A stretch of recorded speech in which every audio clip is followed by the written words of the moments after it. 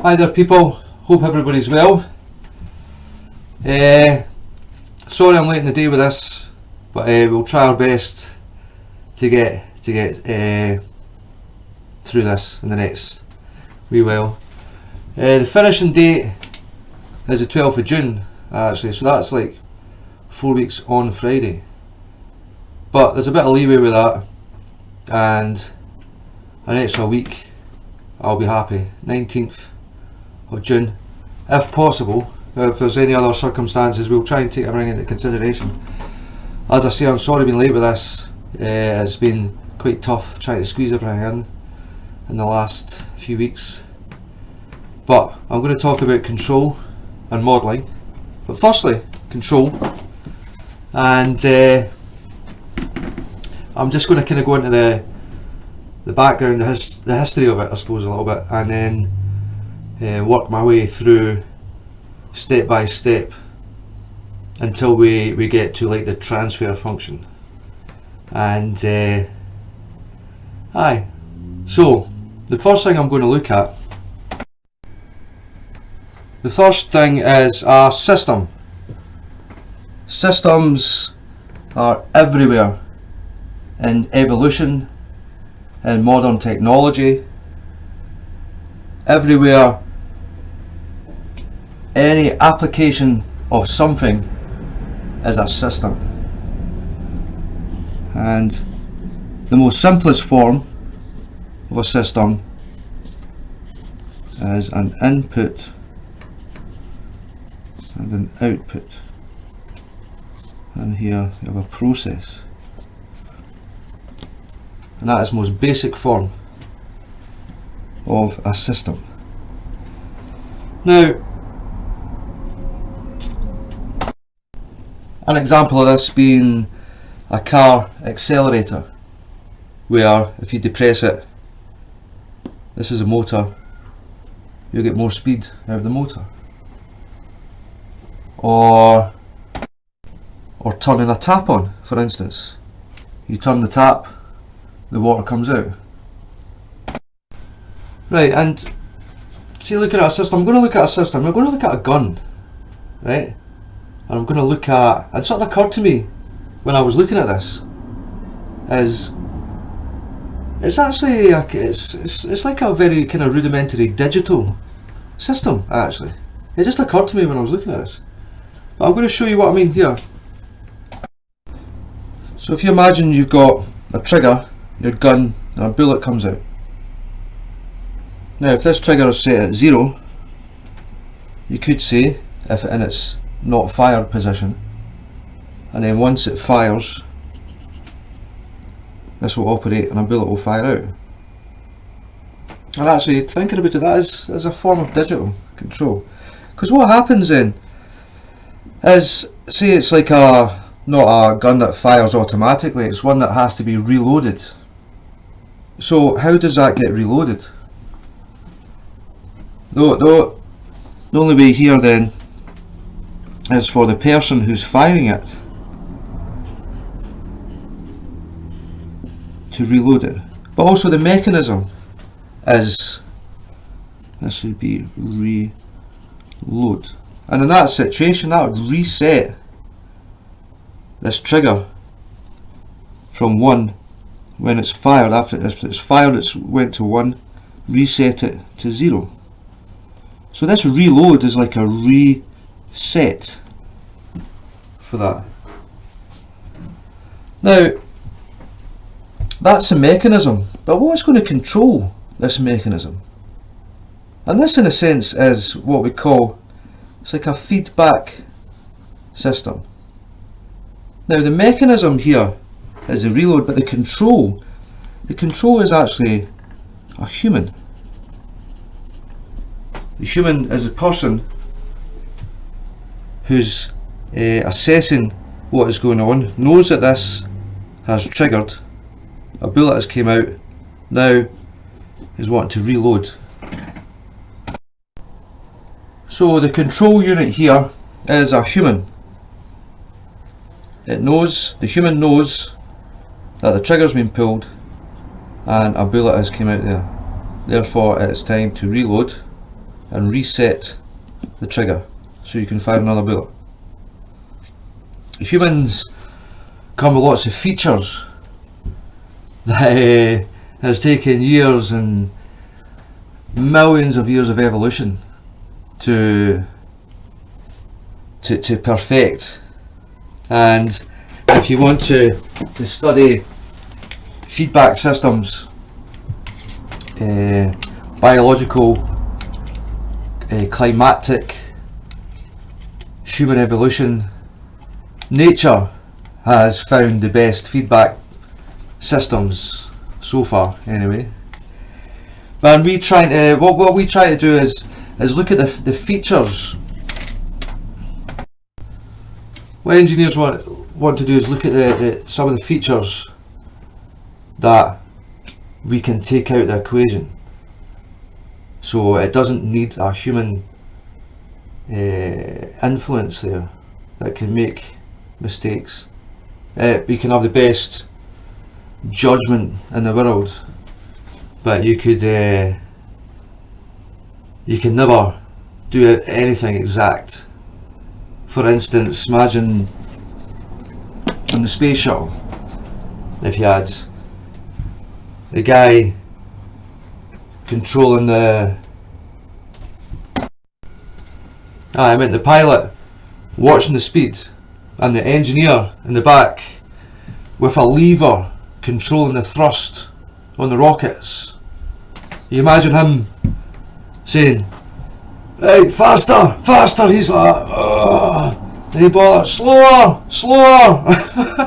it's not going to work. And another thing about that as well is if the pilot was telling the guy to go faster, there's always a kind of time delay between him telling him to go faster and it actually going faster. That's what you call your propagation delay. And in that instance, it would be a kind of communication propagation delay rather than a kind of actual hardware propagation delay. But anyway, we'll get to that. We'll get to that. And that reminded me of another thing about the space shuttle. This propagation delay thing. I think it was maybe like when the first one ever took off and landed. I don't know if you've ever seen that, where it kind of yaws as it's landing. And what was happening there was when the pilot was pulling back on the joystick, it was taking a bit of time for the control surfaces to react to that.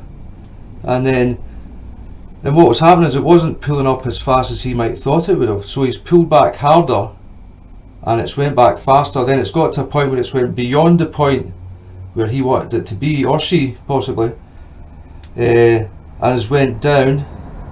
And then this thing, the same process has happened again where it's not reacted as fast as he's wanted or she has wanted, and then it's went over and he's went back. And what caused this kind of yaw when it landed? It nearly crashed it, like. But the guy was, see, they're all great pilots, and they were all like as astronauts are probably all test pilots and stuff. They really know what they're doing, and in any plane that they'd flown before or whatever, any air vehicle, they would have known how it responded. And this highlighted a massive problem, and it was a hardware problem, I believe. And this is a thing we're going to talk about as well. It's when say you're pulling back and it takes a bit of time to react to it, then you pull back too much, and then when you're pulling forward you go beyond the point you want it to be. And this is what you call you overshoot. And that's another thing we're going to get to as well. Okay. Another thing that occurred to me is see you brought a Roman to this era and showed him a big kind of palace. Say it was Nero, for instance, Emperor Nero. You showed him a big palace, and he says, you know what, we've got lighting, it's all got hot water, underfloor heating, automatic this, automatic that, dishwashers, whatever, all the mod cons. And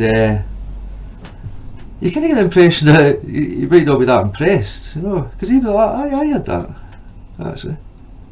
He says, have you not read the history books, pal? I had that 2,000 years ago. And you go, this, what? You had that?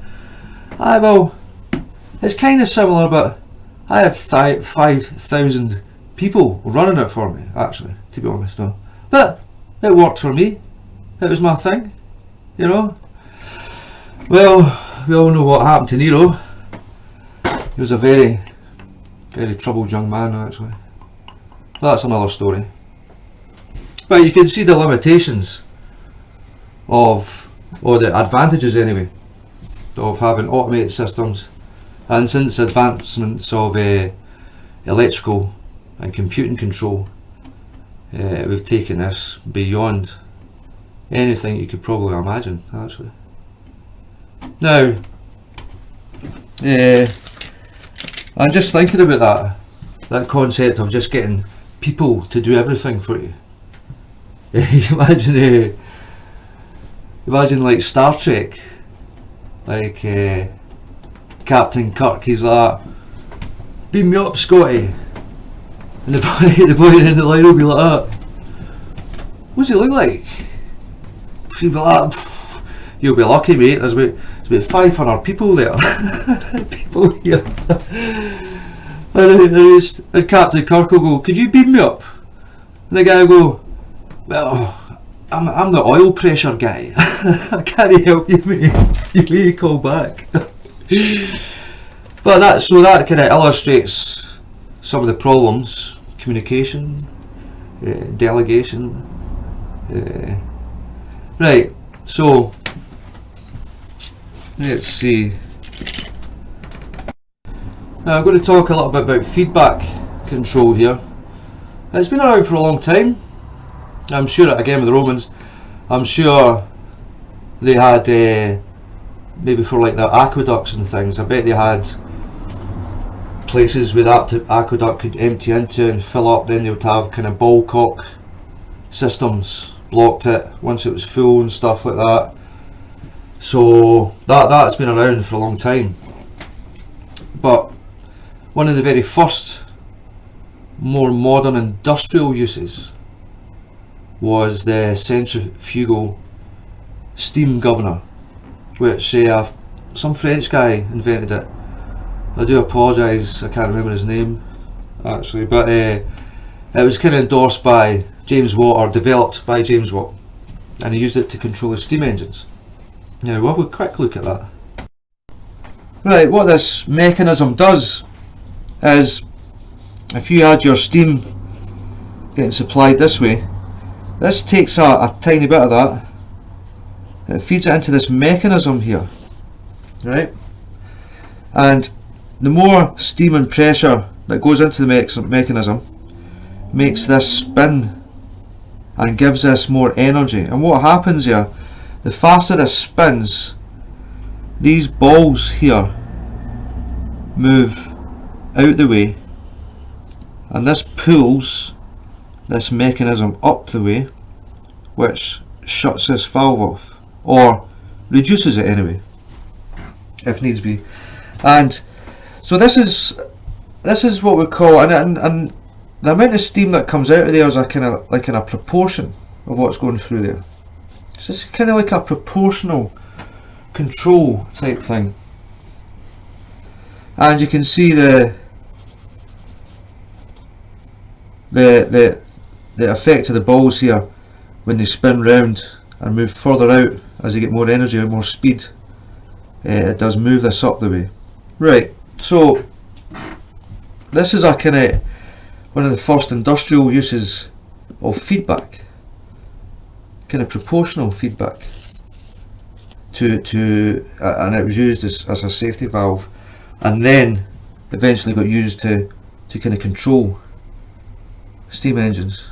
Now, thinking about another kind of centrifugal thing is in a three-phase motor, you want to switch from, I don't know if you know anything about electricity, but you want to switch from a star to a delta.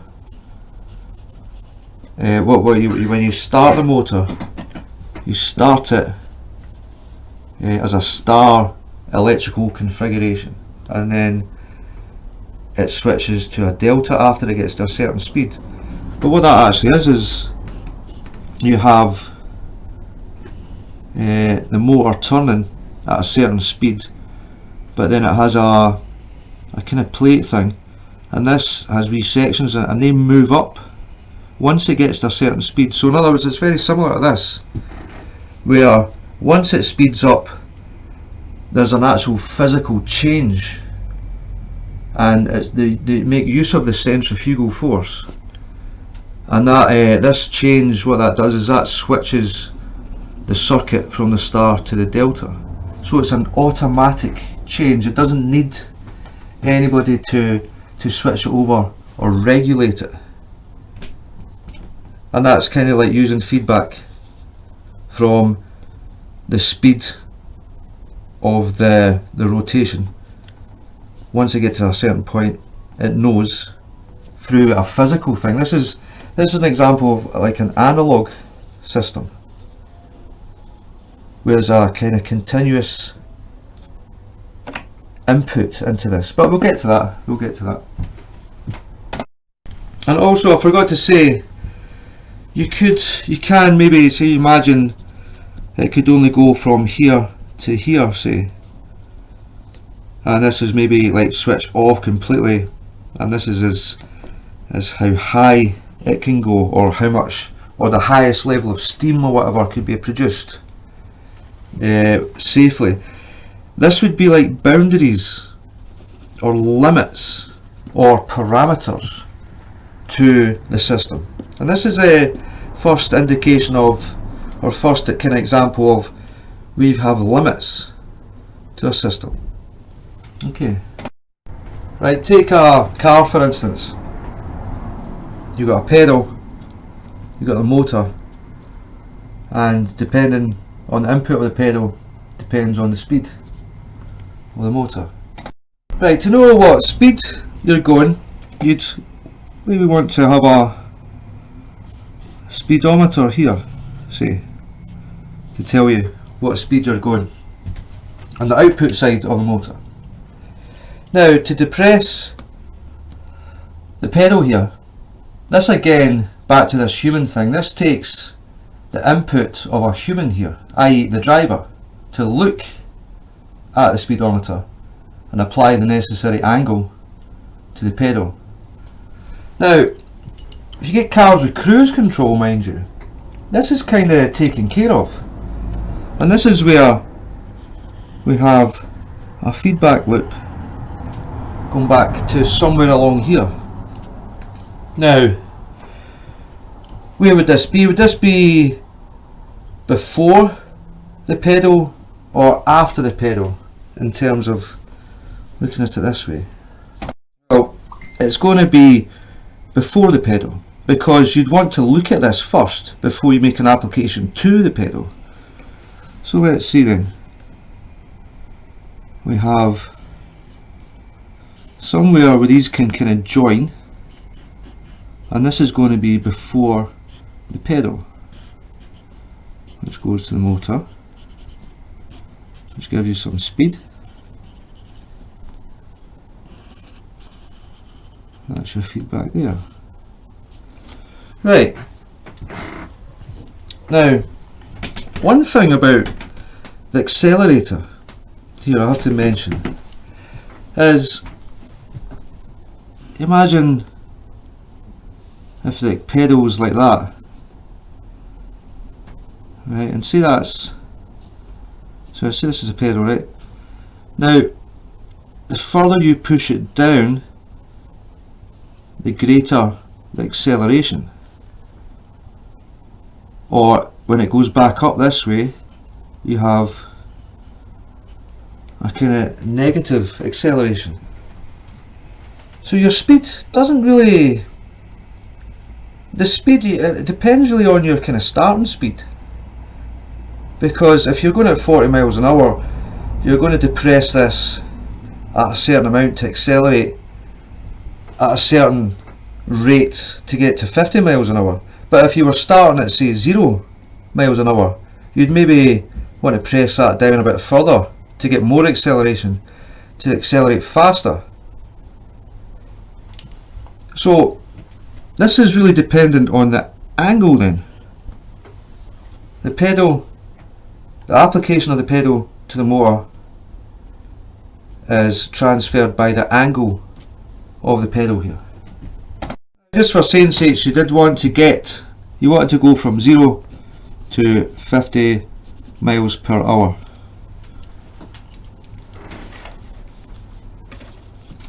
Now, when you have a feedback loop here, say you know this is 50, and say just for instance again, yeah, wait a sec, sir. Right, and so say for instance you were going 40 miles an hour. Now if you feed back this 40 miles an hour into there, and say that was 50 as a positive, and you subtracted that from it, that means the difference is going to be 10. So this knows, this summing junction here would know, looking at the error that has occurred here, and the error would show that it was 10 miles per hour short of where it wants to be, and then it would apply that error to the angle here to increase the speed up into the velocity, or the speed that you want, not the velocity, sorry. So this would be like it would be like taking a proportion of this, summing it or adding it to this and seeing what the error is, and then applying it to control the speed of the vehicle, or the input of this acceleration pedal to control the speed of it. And if this was 50, the sum or the error would equal 0, so there would be no change at this point. Hope that makes sense. And also I want to say here is, from this, the speed is proportional to the angle of the pedal. That's important. Okay. Another quick thing I want to mention here is, say that was 30 degrees was maximum angle, right? So say that's its maximum, and you're going from 0 to 50 miles per hour. If you were at them, say when you start off, you want this to be at the maximum, but once you're getting to say 45 miles per hour, you're wanting to maybe slow down a little bit, because what will happen is, if this stays at its maximum, as soon as you hit 50 miles an hour, you're going to go way beyond that. You're going to go up to 60, 70 miles an hour maybe, before it starts to, well, maybe not as far as that obviously, but, or miles per hour I suppose you could be, yeah. Anyway, so what I'm trying to say there is, you have to take into account how fast you're actually going as well as what speed you want to get to. And what happens there, say you're wanting to get to say this speed here, and you're accelerating up, what will happen is you'll go over it and you'll try and come back down to this, right? And that's what they call overshoot. Now say for instance, not just in a car, say you've got a, I don't know, say a motor, say you've got a DC motor and it's got an automatic control, and again it needs a certain level of voltage, you know, it's like 200 volts or something, and the supply gets triggered, say at this time, and then the supply can hit that and overshoot it, and then you might say, well, that might take 5 or 6 of these times to get there, and that might not be good enough for the application of that motor, or it might damage it maybe. And what you want to do is try and minimize this overshoot. So basically, ideally you'd want it just to go like that sort of thing, so there's no over or undershoot here. And this, what you'd call this damping. And if it did land here very well, without much over or undershoot, it would be called critical damping. And these are quite important, are very important. I'll explain why in a wee minute as well. So what I'm going to do here now is have a look at another thing. We're going to add something else to this cruise control for the car. We're going to add a thing that's going to tell you how far you've gone, right, and we'll see how we implement that. Now what we want here is your wee car here. We want to be able to control the speed, which we've already kind of done with this proportional control, but now we want to find out how far we've went, right? So if we look at the distance, we'll call it S because we call it displacement, equals the speed, right, times the time. That gives you your displacement, or how far you've went.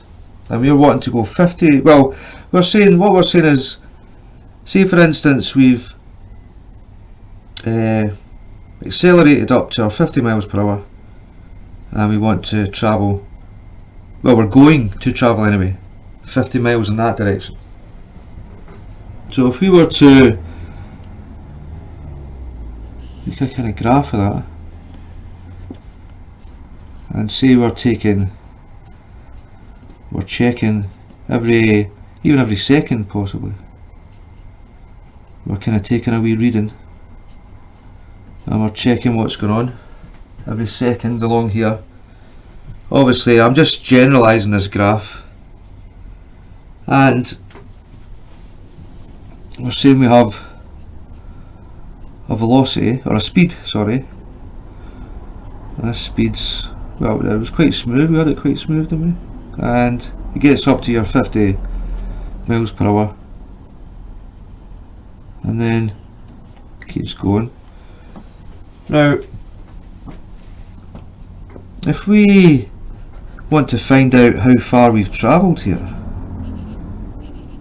what we would want to do is somehow add all these little bits together, because this is a velocity time graph, or a speed time graph, and we know that the area under a speed time graph, that gives us, I'll put that as speed because it's not, I don't want to get mixed up, we'll just call it right, so this is your speed time graph, we'll just keep that as displacement.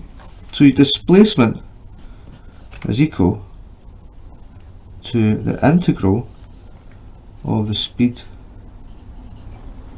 respect to time. Just like if that was in dynamics a velocity time graph, if you integrate the velocity you will get the distance travelled. It's the same thing. So what we've got so far is a proportional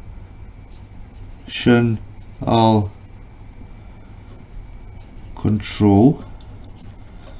Now this here, what we're going to add to this then is integration.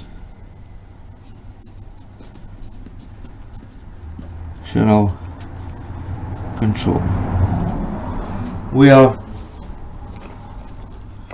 going to add an integrator to the system, and that is going to add up all these little bits. And remember this, like some sort of kind of memory, and it will remember that we've actually done 50 miles. So what this allows us to do then is to be able to, the proportionality can help us control our speed, but not our velocity actually, and I'm just about to show you why. This integration here allows us to sum at each time interval, say it was every second, to sum the velocity at that time and therefore get the distance travelled. Now say we wanted to say, right, this is the thing here, this is a problem that we've got. Say you were here, right, that's your starting point, and you wanted to travel 50 miles, right, and then you were going to travel another 25 miles, but what you're wanting to know is the distance from the starting point to where you are at that moment in time. Now say we look at this, what you can say here is, well, what if you went 25 miles this way to this point? That would be 75 miles, but you could have actually turned round and started coming back the way, this way. You see that? So there is a case for saying after the extra 25 miles you've travelled, you could either be 25 miles away from home for your starting point, or you could be 75 miles away from it. So this is this velocity thing. You can work out the speed, but you don't know the velocity. But we do know the distance travelled, mind you. So what we have to think about is, now, how can we solve this? And I know you're all experts at dynamics, right? But see if you think about it, right? You've got your velocity time graph, or speed time graph, whatever. Now we know if we sum all this, or integrate it, you're going to get the distance travelled, or the displacement. And obviously, sorry, distance travelled is different from displacement. Obviously, this is what I'm talking about here. The distance travelled is 75, but there's two different displacements here. And that is the distinction and the difference between distance travelled and displacement. Now, if we want to say, see when we're looking at this summing up here, right? We're saying this is adding to it, right? How do we know this is adding to it? Well, we know there's going to be there must be a positive rate of changing. If this is adding to this, if this is all summing here, it must be a positive rate of change. Whereas, so if you kept going in that direction, it keeps adding and adding and adding to it. Whereas, if you want to go in this direction, what would happen is there'd be a kind of negative displacement. It would be subtracting from it. So how do we know that? How do we know whether it's adding to it or subtracting to it? Now, if you think about velocity time graph and dynamics, up here, down here I mean, if you take the differential of your velocity line here, what you'll find is you'll have, see at this point, will be a positive dv, that will give you a positive acceleration, and this here will give you a negative acceleration. So in this system here, if we include a differentiator, so what we've got is proportional control, we've got integrational control. Now if we can employ differential control, what this does is, this tells us whether this is a positive sum or a negative sum. I hope that makes sense. And this is the first kind of start of how we can use different techniques to control your system. Right, I'm going to try and visually express this to you. Right, so what we've got is a point here. You could call it possibly a set point, or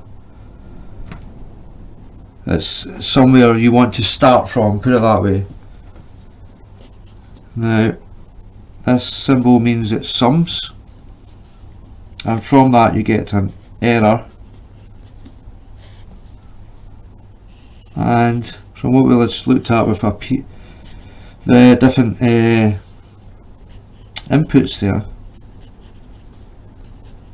is we have a proportionality input, and we'll call the function, we'll just call it x of t. So it's going to be x of t. This is in a time domain, because this process will be happening over, like your acceleration and your velocity and everything all works as a time function. But also you have certain parameters, like if you've got a proportionality controller for like a motorbike or a jet, it's going to be different. So there's going to be some sort of constant, and we'll call this kp, and this is its kind of constant or proportionality applied to this function. And this function all depends on whatever it is, whether it's a motor, a jet engine, or anything, a waterworks system, I don't know, or a Formula 1 car, anything. Now the next thing we have is the integrator part, and this is going to integrate, whoops, F, I did that, this x function. It's going to integrate it over a certain time that's set by you. Say you want to, once you get to 50 miles an hour, you want to find out how far you went after that, or up until a certain speed or distance. You should call that tau, say, and that would be a rate of change of tau, or integral that. And again, there's going to be a constant in front of that.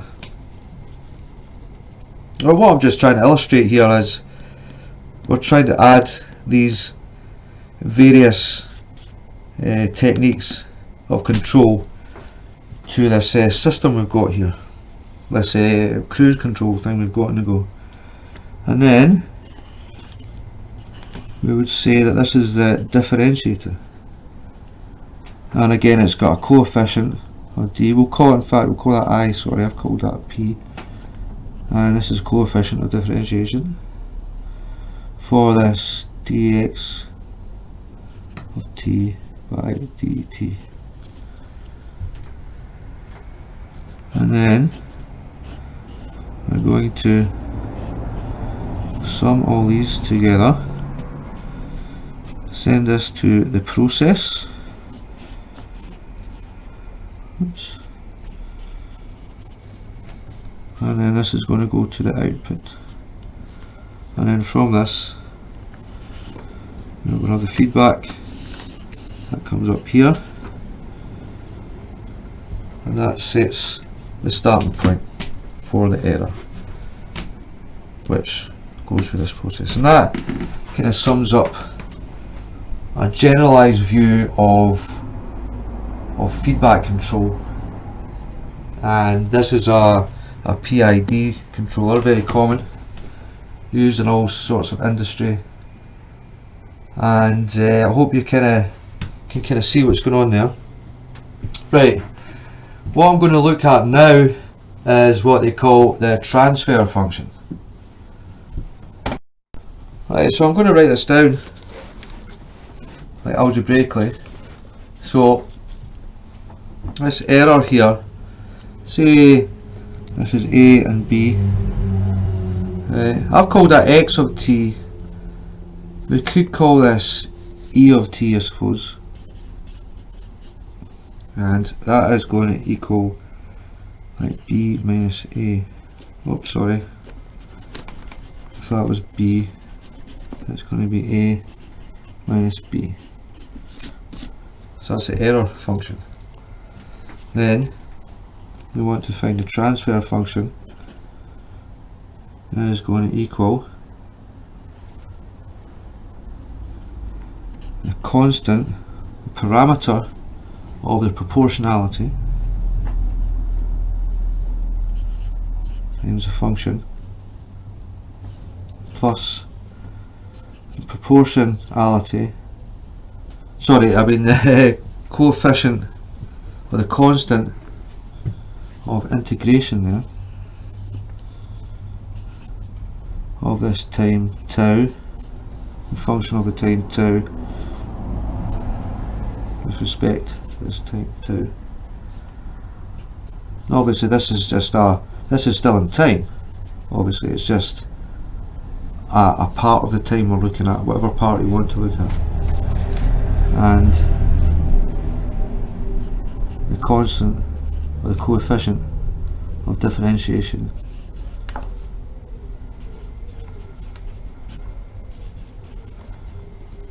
of the error function there. And this is a transfer function for this controller. Now I'm going to quickly talk about the see if you have a time signal, right? Could be anything. Could be a voltage, could be a force, could be a pressure. Any of these things, and you have this time axis here. And say you had a few different inputs to this, you might find the signal you get might look like that if it was a system that was complex, it was fast moving, like in a kind of jet liner or something like that. You're getting lots of signals coming in quickly, and that's very hard to discern or work out what's actually going on there. And for instance, say this was a high frequency system that we had, and we wanted to try and work out or clearly work out what is going on here. Now, say you did have, say, the three signals here. One was like that, another one was like that, and the other one was like that, and they were all superimposing each other. It's causing all sorts of problems, but essentially this whole signal here is made up of three frequencies of these different, say this was working at 10 Hz, this was working at 20 Hz, and this was working at 30 Hz. Right, you can't really discern or work that out from that. But what you can do, if you do this thing called a a Fourier transform, right? And what this does is it changes this time domain to the frequency domain, right? And what this does is suddenly it turns this pressure, voltage, was that flow or something like that, and if that's in the frequency domain, what you find is, say that was 10 Hz, 20 Hz, 30 Hz, you would find it would kind of look like that, and say maybe like that. And from this information, what we can look at is from this information we can tell what the main frequencies of this signal is, but also we can tell the amplitude or the power contained in each frequency. And this helps us use this information to process it.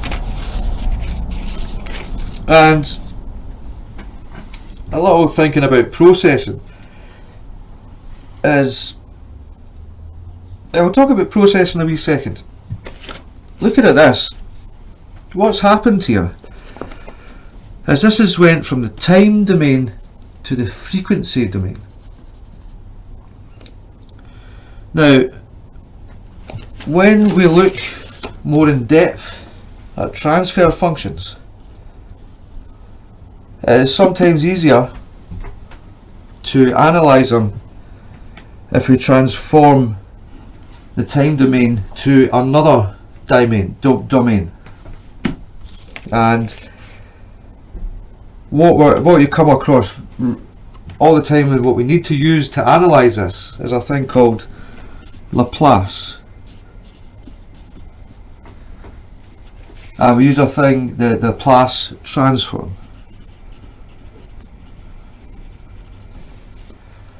And what this does is this transforms the time domain, or whatever domain I suppose you're using, to the S domain.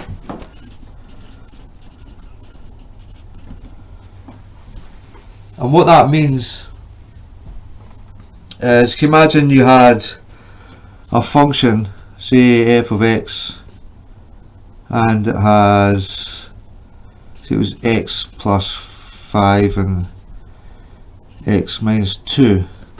That would be the variables in there. But also, right, the variable here is like a whole, or real, or like natural number, whereas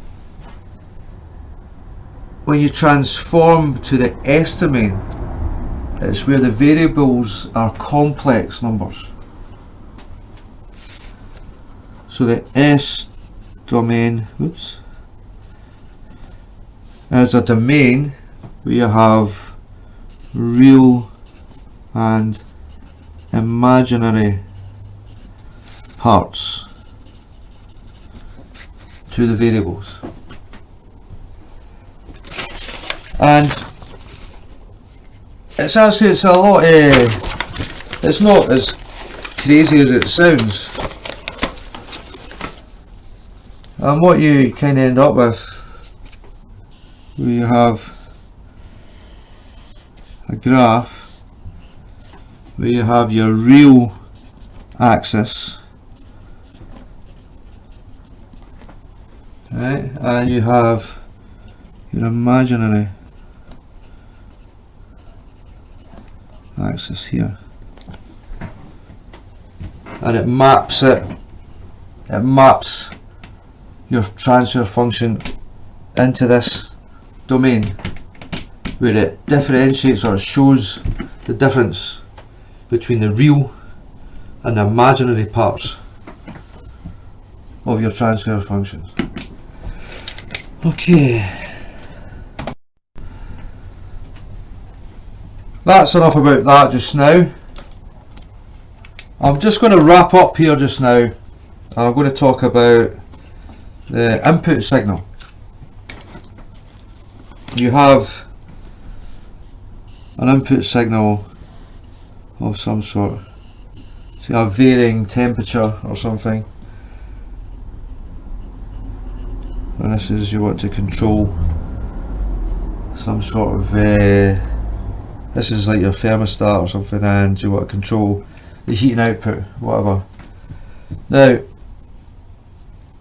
this here time, this is what you call a continuous signal, right? And this is like an analog signal, because this doesn't stop.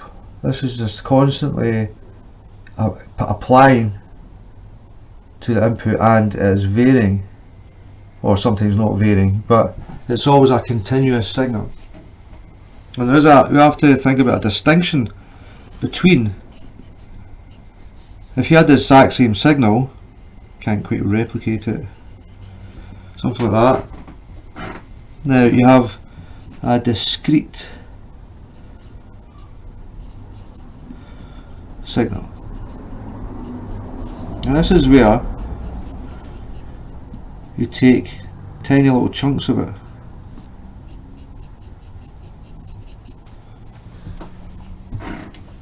and these little chunks are digital samples of each part there. So when you're looking at your system, you need to add an analog to digital converter, which seems obvious. If you're saying that instead of an analog signal it's going to be a digital signal that's going in, or an analog, you're going to change it. So this is you using the analog to digital converter to get this signal.